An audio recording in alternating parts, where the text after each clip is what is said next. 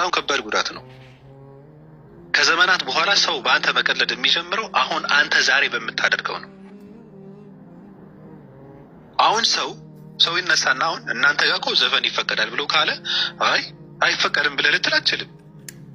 ኧረ አይፈቀድም ካልከው እንዴ ታዲያ እናንተ ለምን ያደርጋሉ? አለቀ። ትጠይቅበታለህ እኮ ነገ።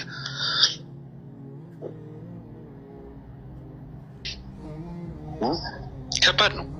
ይህን ሁሉ እያልክ አሁን ደግሞ በቃ እኔ ደግሞ የአንተ ትዝታን እኔ በቃ እኔ እንትን እላለሁ ዝቅ እላለሁ ብሎ እንትን ካደረገ ሰው ማምለክ ከጀመረስ ምን ልታደርግ ነው? በአንተ የተነሳ ከባድ እኮ ነው።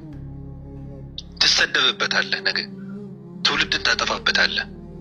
የሃይማኖት ህግ ካልሆነ በቃ መተው እኮ ነው ያለብህ። በቃ ትተወዋለህ። የፕሮቴስታንቶች ሳይበቃን እናንተ ደግሞ እዚህ ጋር መጣችሁ ለምን ይቀርብናል ትላላችሁ እንዴ? እኔ ፕሮቴስታንቶች የምፋለው በእንደዚህ አይነት ነገር ነው። ዘፈንን ለእኔ ትሁት ነው የምለው። እኔ ተወው ለእኔ በቃ ዘፈንን እኔ ዘፍነዋለሁ፣ እኔ ደንሳለሁ። አንተ አምልኮ የምትፈጽም ከሆነ እያመለክ አሳየኝ ነው።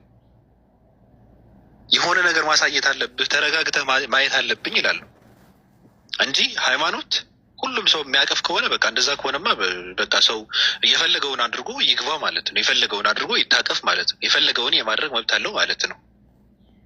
ያልተፈቀደውን አንተ ጭፈራውን የምትፈጽም ከሆነ እኮ ያልተፈቀደውን ዝሙት ሌላውን ይፈጽማል። ምን ልትል ነው? በቃ እኔ በስሜት ውስጥ ገብቼ በመሰቃየት ነው ፍቅሬን የምገልጸው ካለ ሰው ምን ልታደርግ ነው? እንደዚያ ያለ ሰው አለ። በነገራችን ላይ በስሜት ሳይሆን የፈለግከውን አድርገህ አይምሮህን አምላክን በማሰብ ካደረግከው ያ ነገር በቃ አምልኮ ነው አለኝ አንድ ሰው። ዘፈንን እየተቃወምኩት ይሄ የቸርች እብደቱን ማለት ነው።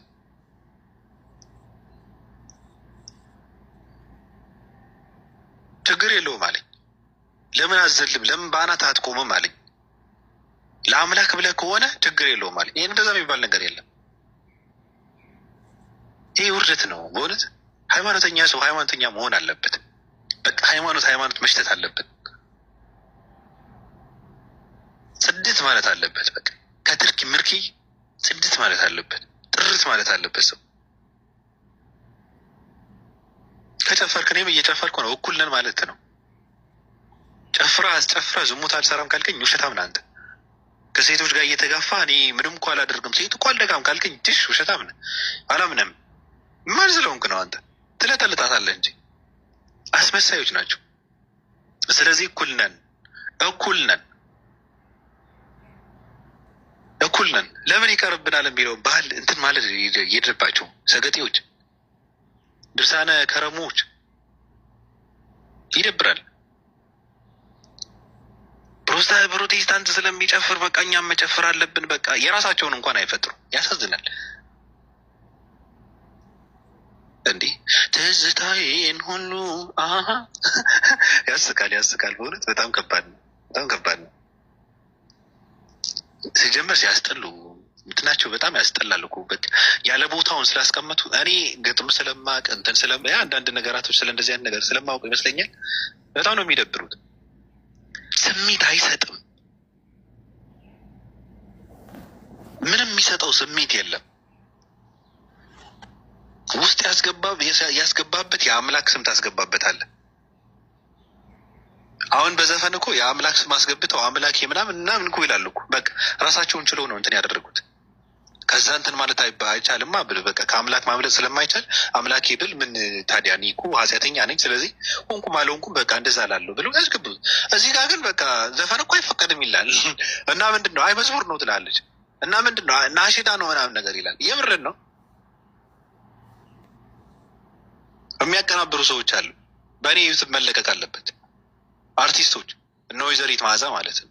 በእውነት መተዋወቅ አለብን። እኔ እንደውም እነሱ ጋር መተዋወቅ አለብን። ጥሩ ትውልድ እያፈሩ ስለሆነ እነሱ ጥሩ ተከታይ ያላቸው መሰለኝ። እነሱ ጋር እንትን ባደርግ እኔ መልካም ነገር ነው። ትርፍ አተርፍበታለሁ። እኔ ራሱ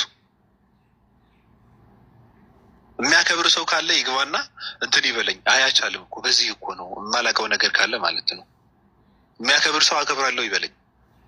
ማይ እንዴት ነሽ?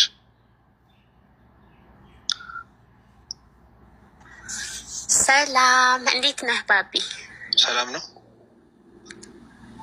አልገባኝም። አይ ዘፋኞች ጋር ነኝ። አልገባኝም። ኦኬ ዘፋኞች። ያ ዘፋኝ መውጣት አለበት። ምን ይሰራል ዘፋኝ? ለማኛ አይደለ? እዛ ጋር ደግሞ አክብረናል በደህናው ጊዜ።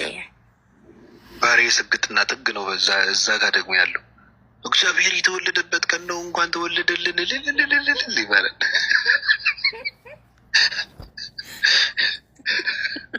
ረገምኩት ያሳለፍኩትን ረገምኩት በእውነት አንቺ ኢየሱስ የተወለደበት ተብሎ የሚከበር የገና በዓል አካባቢ ሰሞን ማለት ነው። እኔ አላቅም ነበር። ከዛ ትዝታው ማን ነግሯችሁ ነው? በምን ጊዜ ይወለድ በምን ጊዜ ይወለድ እና በምን አውቃችሁ ነው? በኢትዮጵያ ካላንደር አቆጣጠር የት አምጥታችሁ ነው ሲል መመርመር ጀመርኩኝ። አሁን ደግሞ ይሄንን ራሱ አዲስ ዓመት ምናምን ብላችሁ ራሱ አታክብሩ እያለን ነው። አንቀበልም። በቃ እሱ ትክክል ነው። 2017 2017 የሚባለው ነገር ልክ ነው። የምን አባቷ ነው ኢትዮጵያ 13 ወራቶች አሉኝ እኔ ጳጉሜን ምናምን እንትን ነው ፖለቲካ ነው ይሄ። እኔ አልቀበለውም። ራሱ እንደዚህ አይነት ነገር ተስማምቼ አላውቅም። እኔ በ13 ወር ኧረ በፍጹም አልስማማም። ይመጣና እኔ እኮ የዓለም ተቃራኒ ነኝ፣ በቃ እኔ ጋር እኮ ታምራለህ ይልሻል። ምንድን ነው ስትሉ 13 ወራቶች አሉኝ። የምን አባ 13 ወር ነው? 13 ወር የሚባል ነገር የለም። ጌታ አባ መጣው ውሸት እኮ ነው። 13 ወር የሚባል ምንድን ነው? ማሸጋሸግ አለብህ። 5 ቀን ምናምን የሚባለው አሸጋሸገው እንደ ዓለም ማለት ነው። 31 ነው ማለት ያለብህ።